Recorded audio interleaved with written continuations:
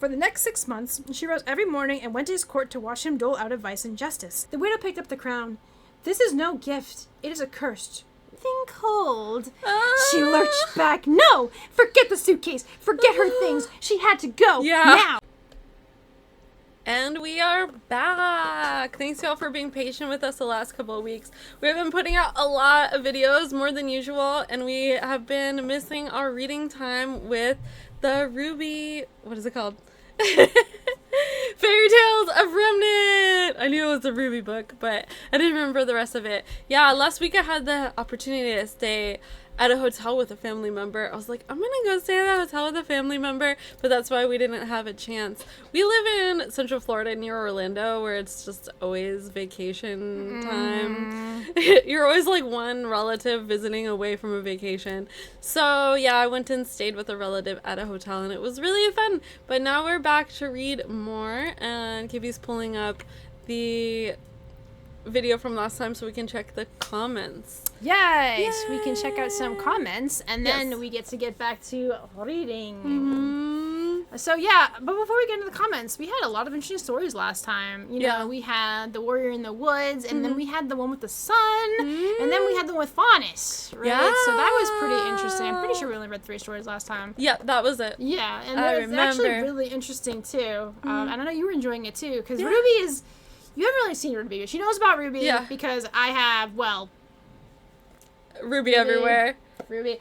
We forgot to put up the white... Okay, so when we did the unboxing before we did the first reading for RWBY, we got the white scroll. The white scroll. It's like this big. So we're actually going to put her back there. So next time we'll see her. But yeah, I also got the Weiss plushie. So anyway, big RWBY fan. On my keys, I have Weiss and the RWBY, and on the Kai, I have like a little Blake and Yang hanging on near the mirror. So yeah, and I got Pierre's shirt on everywhere. This is appropriate. I'm wearing Pierre's shirt too.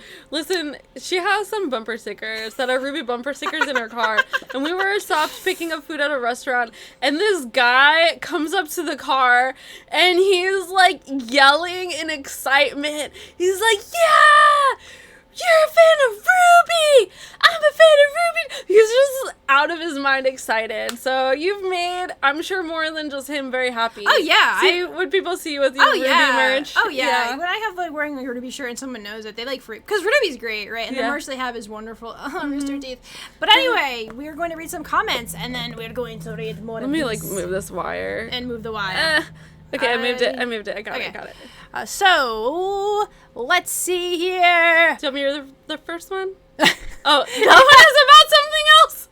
But it's from Richard, who says, "Girls, the first episode of Whisper Me a Love Song is already out." Yes, we like it. We are watching it and thoroughly enjoying it. We do thoroughly enjoy it. And okay, we have got another super duper RWBY fan, in my opinion, which is Lizard Kirby 1196 to KB. "Oh, how lucky you are getting those RWBY merch. And that white scroll looks absolutely really beautiful. We'll be seeing it again soon." Yeah. Also, RWBY Ice Queendom was really incredible and so beautiful. Because I'm like closer to it. I wish they would keep on continuing. Do you want to read it? You can. Is it easier? Sure, why not? I mean, you're not going to be reading any of this. Okay, that's true. Now. Okay. Where did you leave off? Wish they would keep on continuing with those 2D RWBY anime series. You were... Okay, there we are. Okay, sad face. "And can I be honest? And please don't hate me. I like White Rose ship. They're great. However, my favorite RWBY ship, next to Bumblebee ship, Bumblebee, and Renora ship, is that how you say it? Renora? Yeah, that's Ren and Nora. Okay. And Nuts and Dolts that's ship. That's Penny and RWBY. Okay. And White Knight ship. John and Weiss. Weiss and John. Yeah. Is Rose Garden, RWBY and Oscar. It's because they look so wholesome together. Yay, happy face. The RWBY Fairy Tales of Remnant book cover and it's fire. Yes. LOL, moon shattering, and Glenda, which it really has been a long time since we saw her. I know. And the only good memory I can remember her is she did Bibbidi Bobbidi Boo thing. You know, the part where she like cleaned up the mess with magic. LOL. The second story was great. I don't think I've seen that in the animated version. And then another part, OMG, this is so absurdly stupid, staring at the sun. I did something stupid when I was little. I stared at the sun because I thought it would give me anime power. I love that. That's so fun. Yeah. BTW, I can still see, so well, that's a good thing. Yeah, that's good. That it didn't cause any issues for you. A real good lesson from Ozpin. 44 minutes in, you were talking about, I don't know that one, Maria Calavera. Then that's her name. Salem represent the Wicked Witch of the West from the Wizard of Oz story, I think. The talk of the RWBY characters based off fairy tale characters is so real, phenomenally iconic. And someone would think that RWBY is part of Disney. LOL. The general you're talking about is Cordovan. Oh, yeah. Cordovan, maybe? She's based off Lady in the Big Shoe. Oh, okay. Whose character based off the Lady in the Big Shoe story. There we have it. I think I've watched the RWBY Fairy Tales animated version, and it was amazing. I didn't know they had an animated version. Okay, that's awesome. My favorite out of the story was the warrior in the woods, because it was like a backstory of RWBY's mother. Oh. And the end, the way it's transitioned to RWBY's mom to RWBY herself. Perfect. The story time was spectacular. Yay! I hope you keep going when you feel like it, and I hope RWBY returns. And when it does, will you do reaction to Volume 10? Also, have you seen the recent RWBY Beyond episodes, and what do you think? So those are some questions for you. Yeah, okay. So, first of all, thank you for letting us know about an animated version of the fairy tales. That is really exciting. I would love to watch that animated. And let me see here. Yeah, so we'll have to see. I like to get Jenni into lots of things. We're into lots of things right now. Yeah. And we do know at this time that RWBY will have a new home, thank goodness. And that's great to know about. Yeah. We don't know who, though. So and also it seems that the RWBY will still be a part of it as well. So the RWBY. they call them RWBY. Cute. So depending on when Volume 10, maybe or maybe not. The cool thing is about the first couple seasons of RWBY are very quick, so we can get them done relatively quickly and then check out Volume 10 or Ice Queen, and we'll have to see. As far as RWBY Beyond, yes, I watched them last week, and oh my gosh, I want more. So what it is basically like telling what happened after Volume 9, but it's like kind of done more of a 2D animation style. Yeah, and they have voice acting and everything. It's kind of like it's really awesome. And the final one actually has RWBY and Yang. One of the biggest complaints about Volume 9 was that RWBY and her sister never really got a chance to talk because RWBY's going through so much. But they did talk, and there was Boba. And apparently they're both really big fans of Boba, and I didn't even know they had Boba, and I wanted some Boba after that. Okay, we got Boba yesterday. We got a Boba Is that why you wanted yesterday? Yeah, chocolate. Oh my gosh, slushy with popping lychee. Highly recommend Boba. if you can get it. Okay, it is delicious. Delicious. So highly good. Recommend. Yes. So very very good. But yeah, so definitely excited for more RWBY stuff. But they only have 4 episodes of RWBY Beyond. So the first one it talked about was the Sun and Neptune were kind of finding out where Team RWBY went, and Jean. Second one was about what happened with Jean. The third one, no, actually, I think the second one was Little. Or what? Remember that little mouse that you liked? Yes, I remember one? Little. So Little transformed into something else, so it was about that. Okay. And then the last one was about RWBY and her sister. So it was really well. It was really sweet. Really sweet. With original voice acting. Because, yes! Yes. So, with that being said, are you ready for more? Yeah! All right. Let me see. Do you have enough light? Oh, yes. I can read. Are you sure? Do you want me to open the blind? She's like, no. No, I can see. She doesn't like when I open the blind. It hurts my eyes sometimes. It's like astigmatism. It's great. Wonderful. This one's called The Hunter's Children. Ooh. That's what it looks like. Ooh. Yeah, that's pretty cool looking, right? Yeah.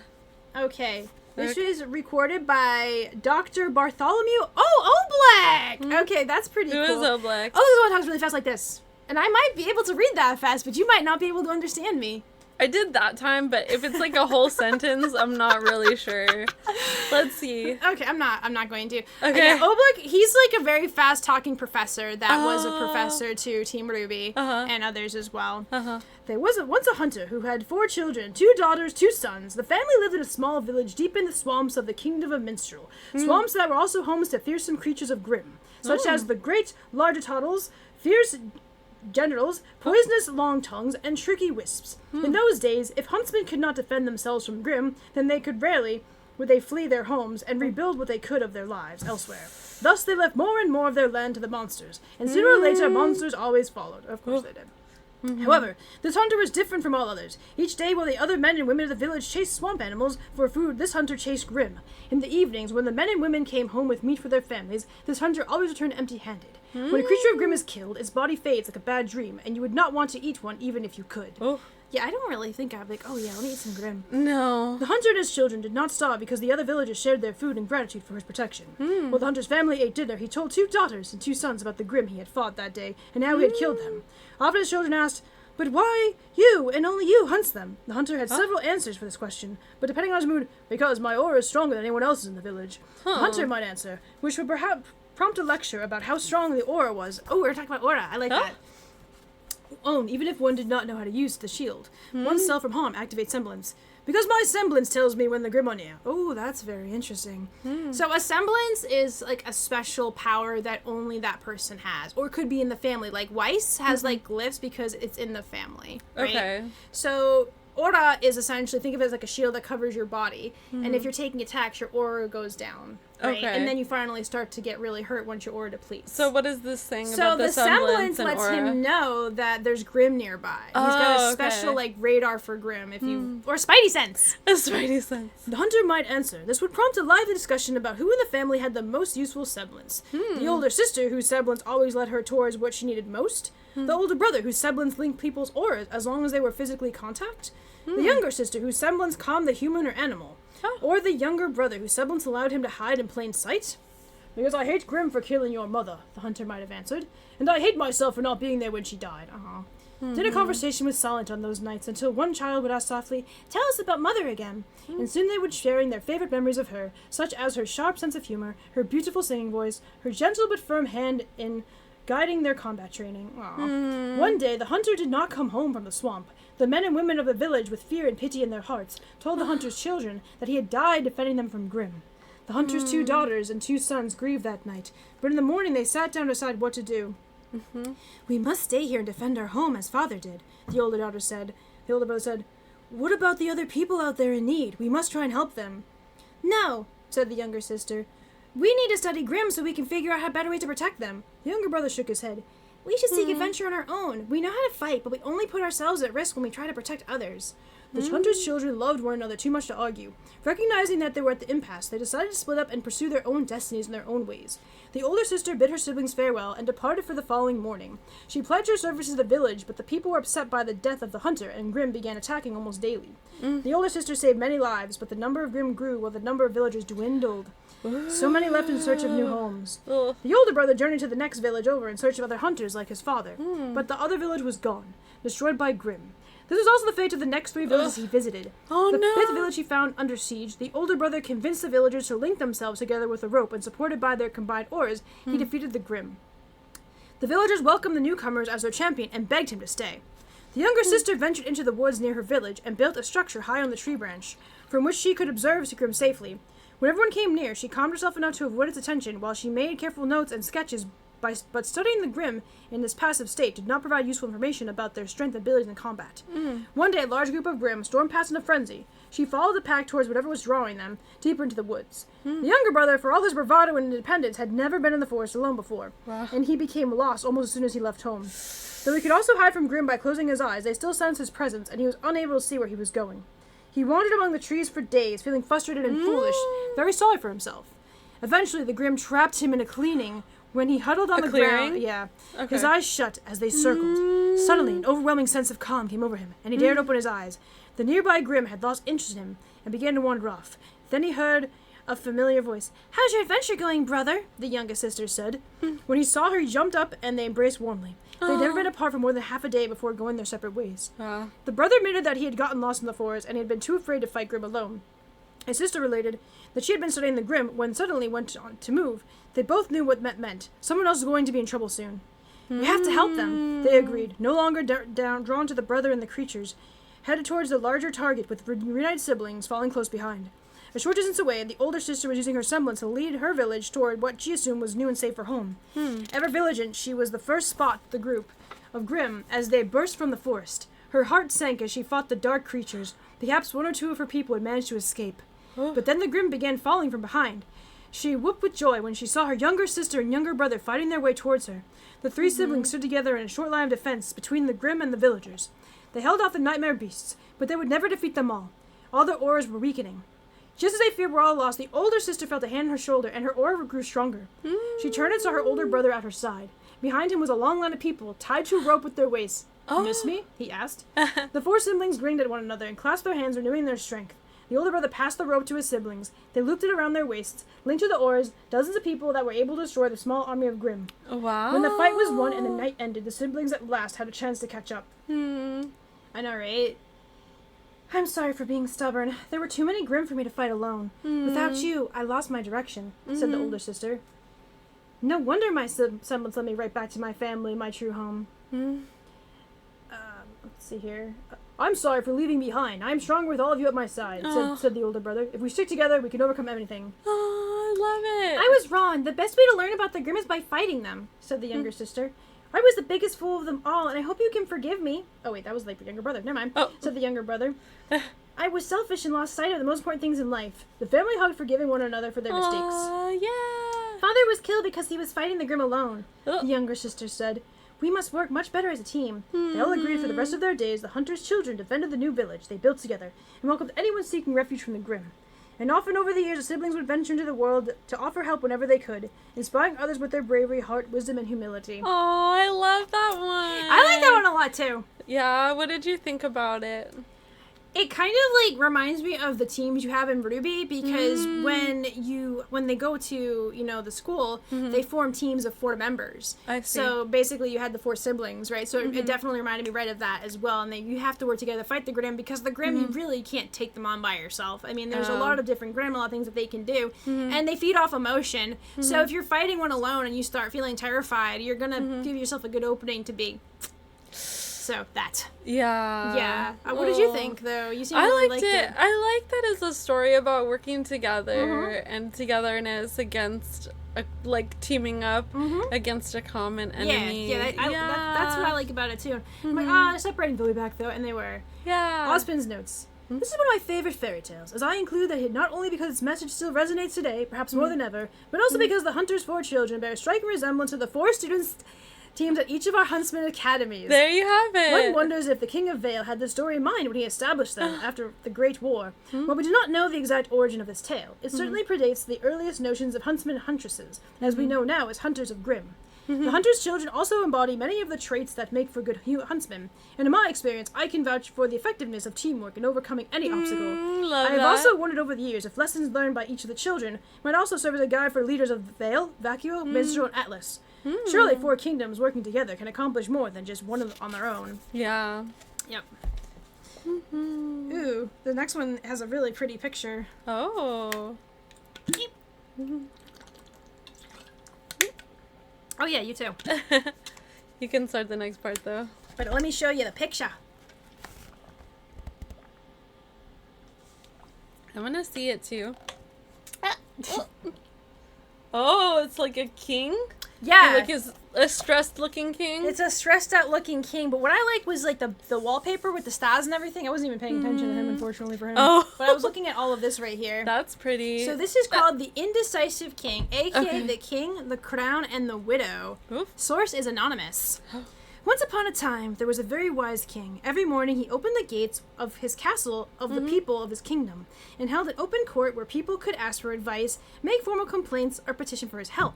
The only requirement for seeking honors with the king was that after you had to do whatever he directed. Oh. My neighbor's tree fell on my fence and broke it, one man reported. Half of the tree is still lying on my property. Who should pay to remove it and repair my fence? There's an easy one, the king said. The half of the tree that lies on your property now belongs to you. You will cut up the tree together, and both of you will use the wood to rebuild your fence. Sell the remaining wood and split the profits evenly.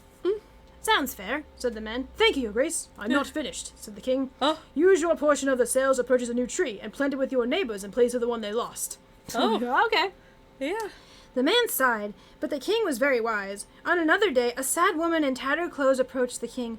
Your Grace, she said, creatures of Grimm destroyed my village. My family is dead. Everything I've ever cared about is gone. I am very sorry for your loss. The king stepped down from his throne and clasped his hands before a widow.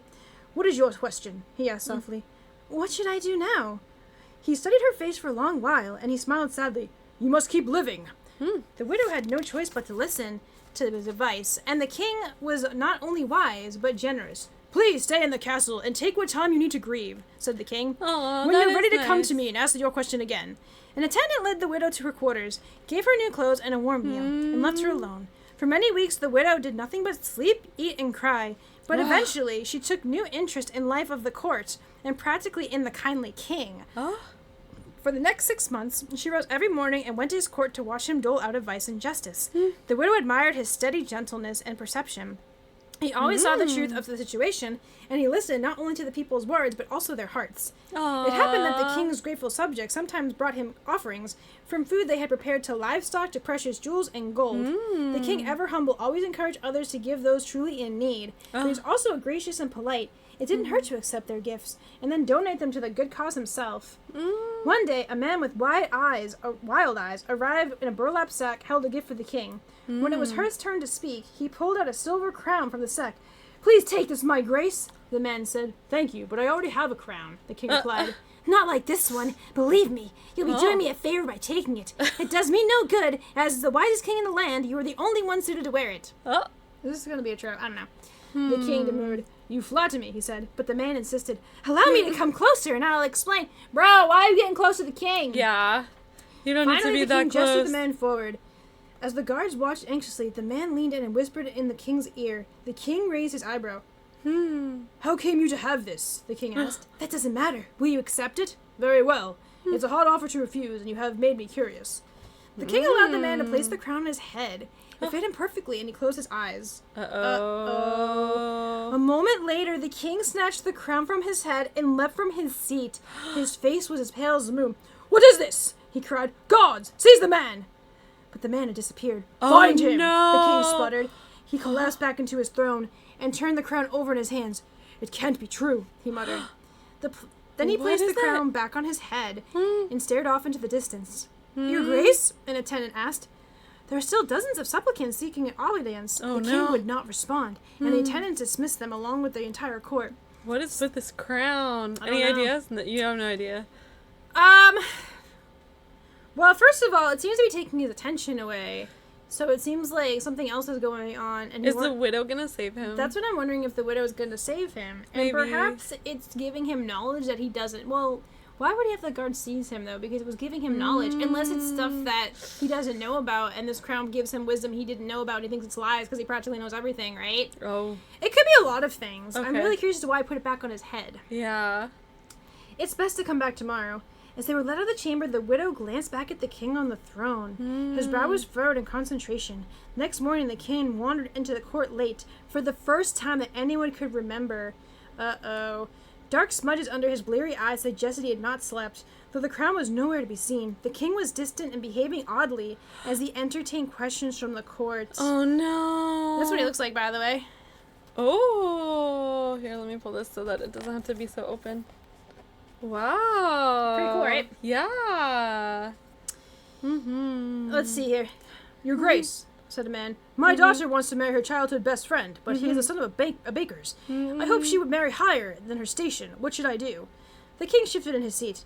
Are the boy parents good bakers? The man frowned. I suppose so, yes? Then what more can you ask for? Let your daughter be happy and enjoy free bread.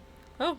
Interesting, okay. Yeah. I hadn't thought of that. Thank you, Grace. And enjoy free the king bread. waved the man back.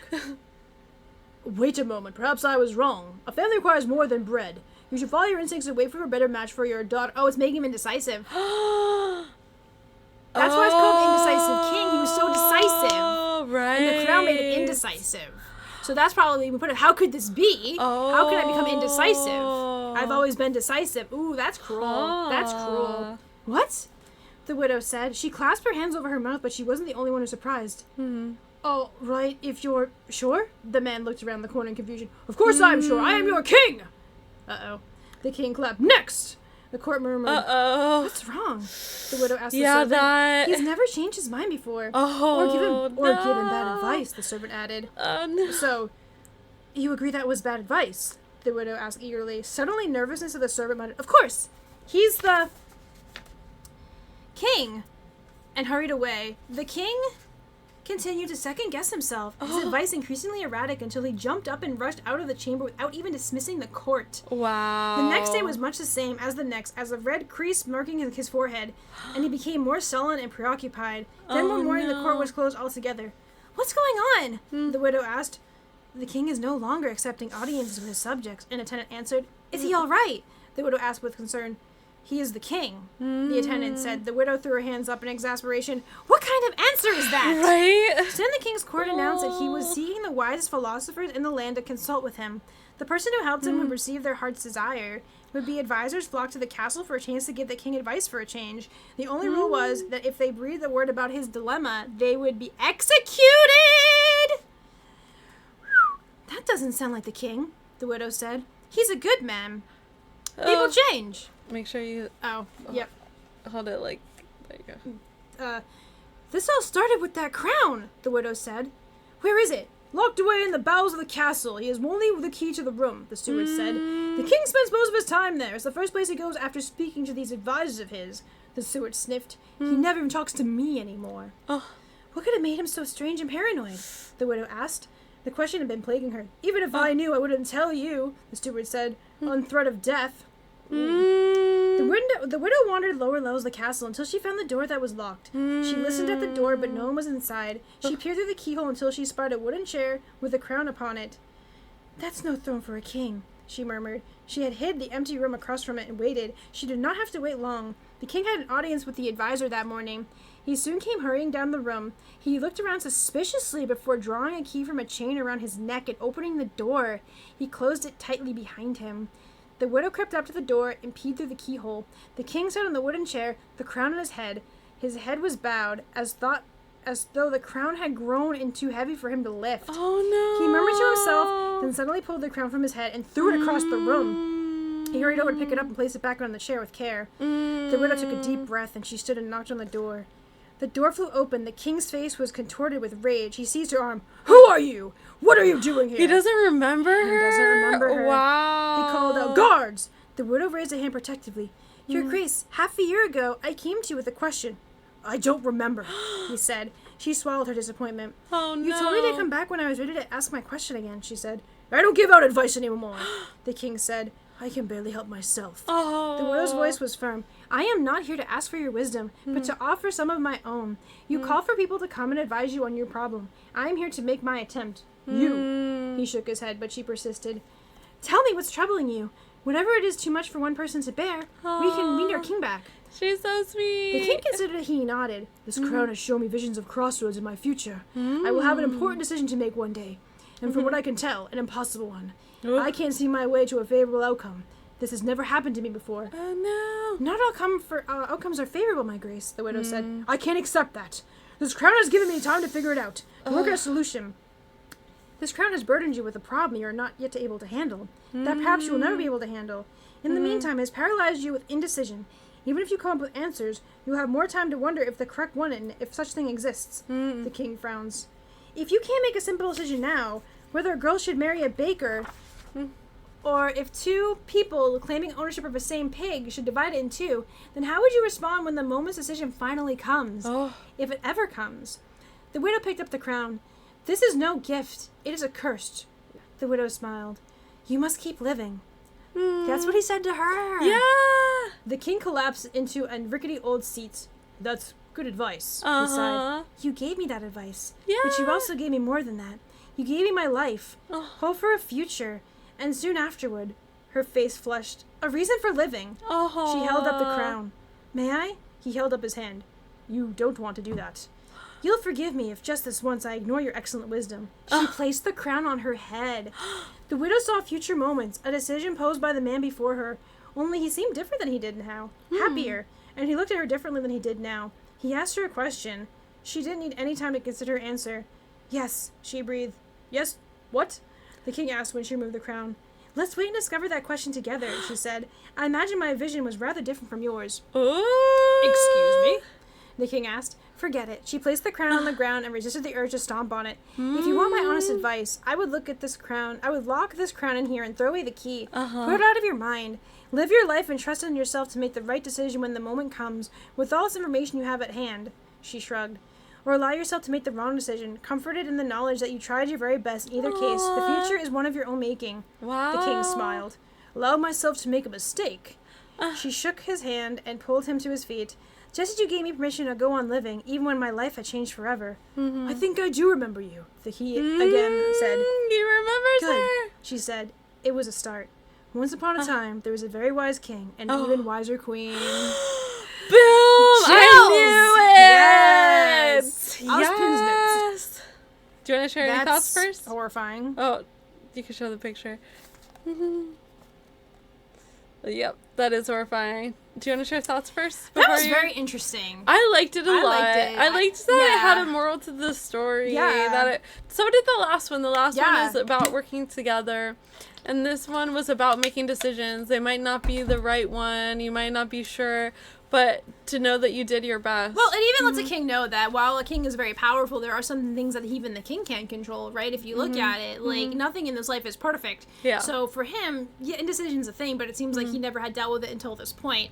So this man's basically like, this could happen to you, and basically just spiraled. I'm glad, like, nothing terrible happened and that she was there for him. Right. And when it focused a lot on her, I thought the same thing. I'm like, it's gonna be your queen, sir. You don't mention you got a queen yet. So yeah, I really liked it. I thought it was very insightful as well. But it also does tell you, like, if you're not indecision, they say will kill you, right? And I do believe that. Like, you just don't know what you're gonna do, and you just never make a decision. It's either you do or you don't, right? Or one of the, I'm trying to think of other expressions for that too, but essentially it's just like, you can just think about it and think about it and think about it, but if you do nothing to have that happen, then that's all you're just doing. So it was really interesting that she's just like, hey, I need to help you figure this out. It was also really interesting that he saw whatever he saw and whatever she saw too, two different things. So it seems like the wearer of the crown gets to see what they're going to see. And because she's like very hopeful and she's like makes decisions, she's like, okay, this is my life. So I like it. I thought it was really well done. So now we've got some Ozpin notes. Yeah. This is just one example of many fairy tales that feature magical items that can help or harm their owners, or maybe both at the same time. They're usually cautionary tales, demonstrating that the curtain separating good and evil is indeed thin. They also underscore the unfortunate but all too common truth. Bad things sometimes happen to good people. I thought of that too. We all acknowledge that our knowledge is power, but the wise king in this story learns that with little help, that too much knowledge can make you powerless.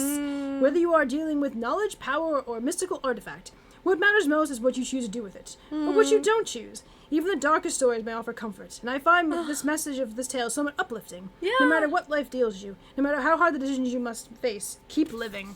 I like that too. Oh, this will be interesting. This one's called The Grimm Child. Oh, so this is going to be our last one for the day.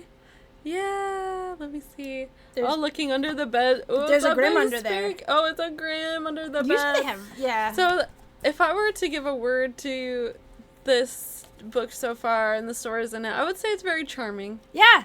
It has some really good charming, I agree, stories. Oh, also it's got the Grimm of, I think that's the Monkey Grimm.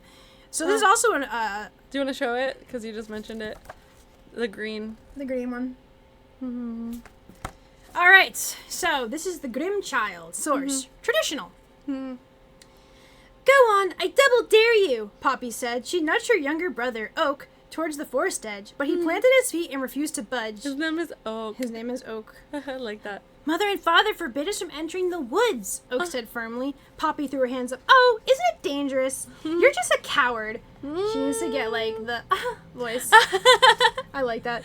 She saw no need to worry about her parents' rules. I want to go home, Oak whimpered, his lips trembling. She retorted, it's perfectly safe. Look, I'll go in first. No, Poppy, don't die. I just created you. You can't die, okay? So she did.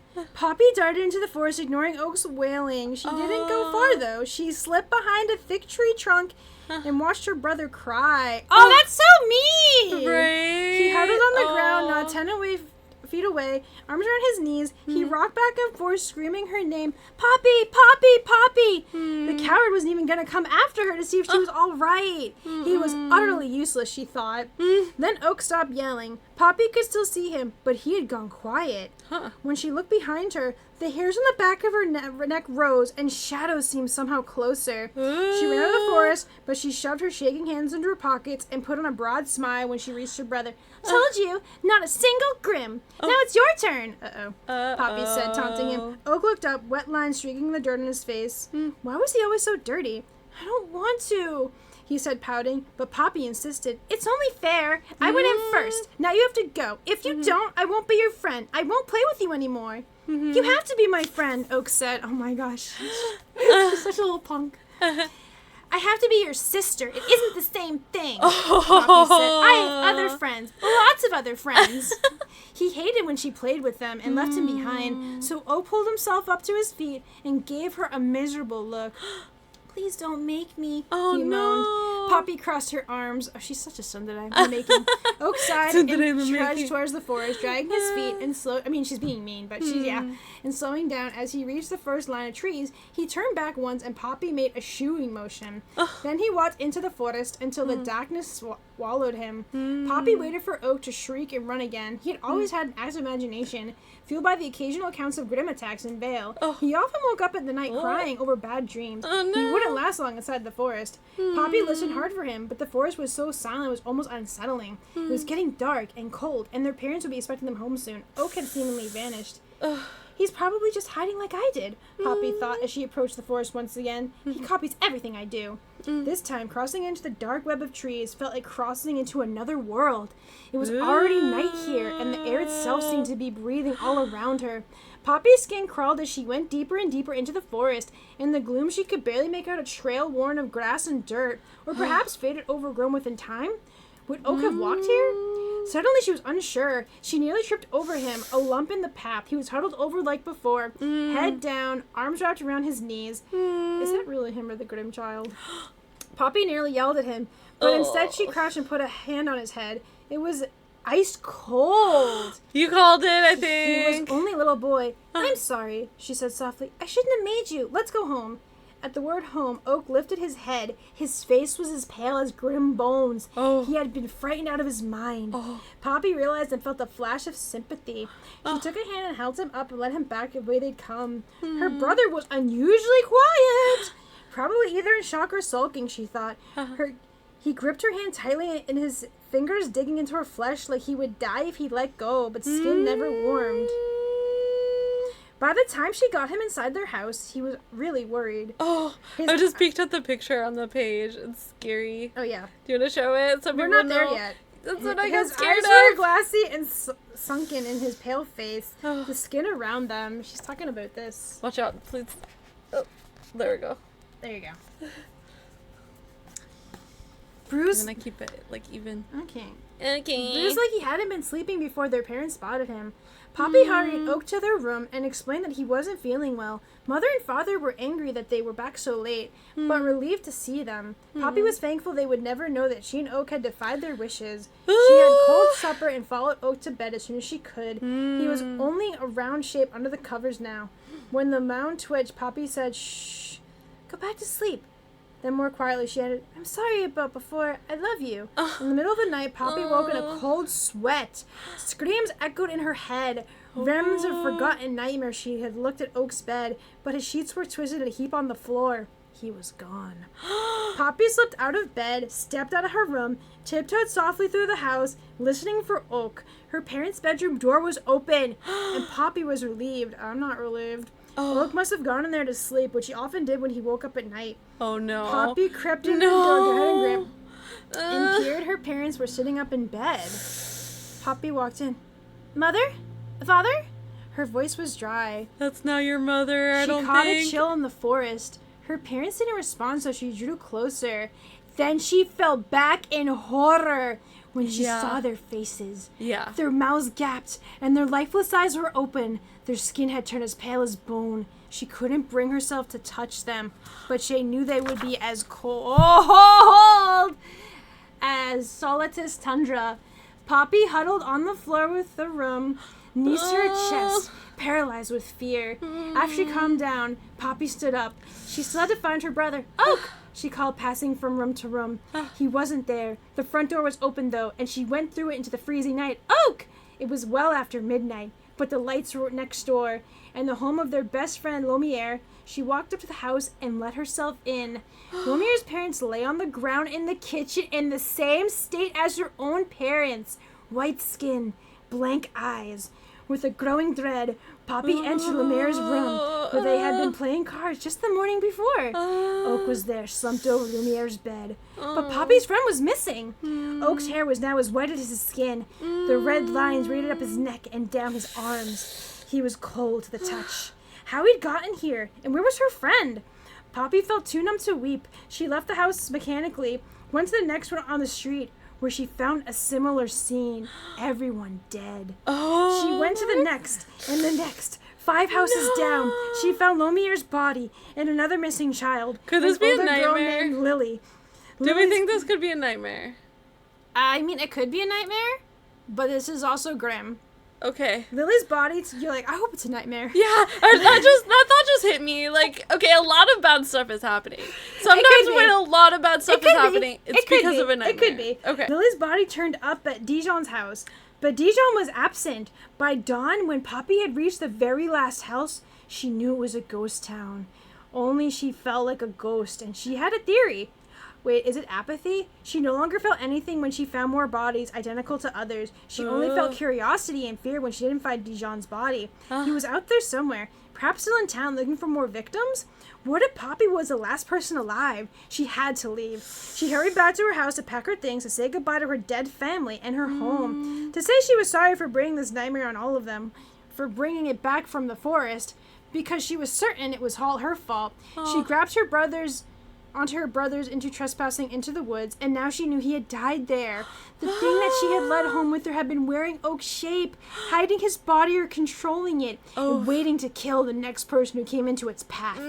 Poppy has heard of the Grimm that could possess objects like geists, but possessing humans? Children? Anything was possible when the darkness of evil was concerned. Poppy avoided looking at her parents' room. As she returned to her own, she flung open her closet, but her suitcase wasn't there, and she was overcome with a sense of dread. Suddenly she remembered her own time in the forest, when she was peering out her brothers from the trees. Had she herself become close to being possessed? She had felt malevolent presence in the forest, after all. She had seen shadows moving in. She'd escaped, but Oak had taken her place. Why not me? She wondered. Why had the Grimm possessed Oak and left her alone, killed her parents and moved on to Lumiere? Poppy remembered where she had left her suitcase. It was under the bed. She knelt down and reached for it, groping around until her hands closed around something cold. She lurched back. No! Forget the suitcase. Forget her things. She had to go. Now. That's what I was thinking. Like, forget the suitcase, girl. You have to run, okay? Instead, Poppy slowly lifted the covers and dangled to the floor. Leaning down and peered under, there was a body. She swallowed and reached and dragged it out. She'd already knew who it was, who it had to be, and she knew what it had to mean. She left Dijon's body there on the floor and went to the bathroom. She looked in the mirror and saw her own face, only it wasn't her face anymore. Her long hair was as white as snow on a mountaintop, her face as stark as blank page. Dark veins creeped around her large black eyes, matching the veins twinning her pale arms. She was no longer Poppy. She was dead. She was now a demon. Perhaps in gratitude, or maybe to torment her with full knowledge of what she had started the moment she defied her parents and sent her brother into the woods. The Grimm had saved Poppy for last. That's where it ends? Yeah. It wasn't a nightmare. I didn't think it was. And I'm going to tell you why. Okay. In the story RWBY, I think it was volume...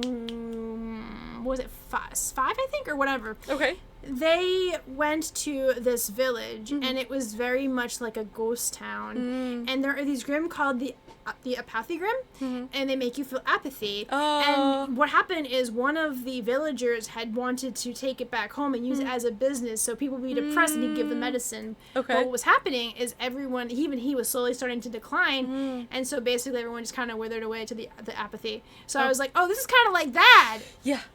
Yep. What'd you think of that one before we get to Osfin's notes? That was not so charming. It was scary. I hope...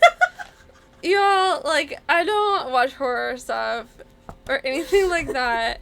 And when I do, I have trouble sleeping at night. So, Yeah, that. Ugh.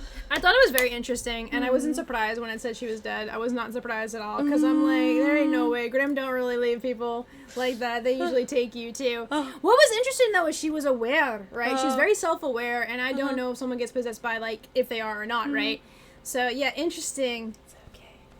Osmond's notes. He's got some long notes for this one. The tragic tale of Poppy and Oak is one of the most well-known in this collection, as it was inspiring dozens of horror novels, films, comic books, and even video games. I'll bet. Though the name of characters often change with each telling, thus the use of the more traditional title, The Grimm Child, the stories become a staple around campfires and bedtime. It is also known to be a special favorite of parents with disobedient children. Although some of its edginess may have worn off, it continues to serve as a cautionary tale, even though it's quick to dismiss it as a children's story.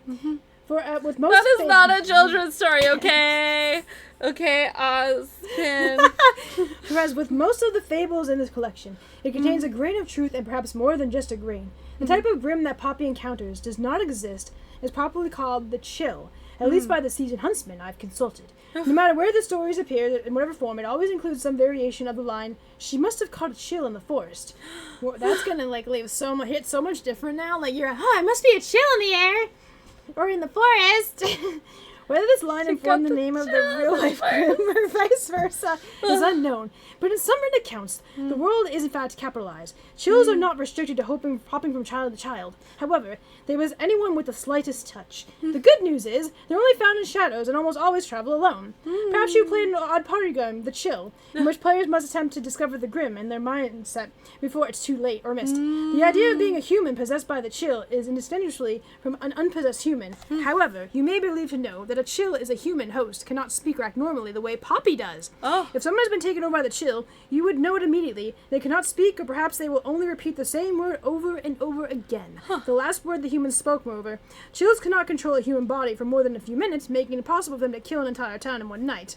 They rely on the element of surprise and unwillingness of most people to kill a friend or loved one until they are certain they are already lost. Small comfort perhaps for you if you are ever unfortunate enough to encounter one, who will likely not survive to tell the tale.